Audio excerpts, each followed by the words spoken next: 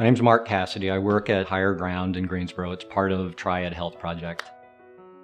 Higher Ground it's a day center. Essentially, it's open some weekends, some evenings for people who are HIV positive or for people who are affected by the virus. We get seekers of all stripes at the house, really. It was developed first to give people of different faith communities a place to plug into the HIV crisis. So in that way, really, to me, the house is something different to everybody who comes to the door. People come in who are newly diagnosed and they're just scared out of their minds. People come to the house who have been living with the virus for years and years and come back to take care of maybe an elderly loved one, or come back to Greensboro because it's the place they know, or they've been ostracized in their own community, or they come back here, frankly, to die. And they'll come to the doors of Higher Ground. So one of the great things to me about a space that's really essentially just one of community is that people are really accepted as they are at the door. It's not kind of programmatic, like you come in and this is what happens to you and you leave nice and shiny at the end of the day. People come in exactly where they are, and it may be a different thing on any given day too. And I think that's the beauty of actual and authentic community, is that it takes people exactly where they are and doesn't say, come in, we're going to fix you, you know. When Higher Ground first started, it was really just this amazing experiment to me of kind of opening this house. It started out as a care team program for people who were really getting diagnosed and dying very quickly from the virus.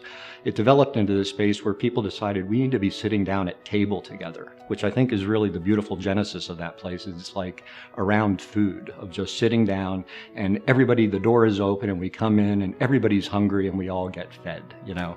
And it started out as this kind of to see if that could be allowed to be, and to keep kind of the programmatic sort of institutional side of things out of the way. The people who come to Higher Ground have been through all sorts of bureaucracies before they get to our door. They're usually been beaten way down, and by the time they get there, it's beautiful to see somebody walk in and we're allowed to just say, welcome. This place is yours already. If you walk through the door, you're part of the family. One of the reasons that Greensboro matters, or that a place like Guilford Green is here, I think, is that this is where the conversation is happening now. This is one of these communities that's really been at a crossroads in a lot of different ways for a long time.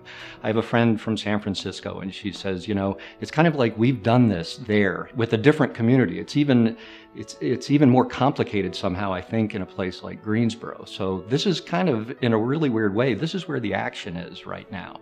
And this is really important right now. And from my perspective, which is in this little house, you know, every day we get together there, and at table there are people from the best neighborhoods in Greensboro sitting down to people who are living on the streets, sitting down with crack addicts, sitting down, it's black and white and gay and straight and rich and poor, old and young. We had a 5-month-old baby in there the other day who actually came with her great-great-grandmother, who was part of Higher Ground and lost her daughter to the virus over 10 years ago.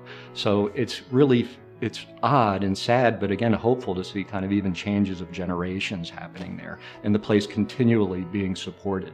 It's hard work, but I don't know where else I'm going to find that, you know.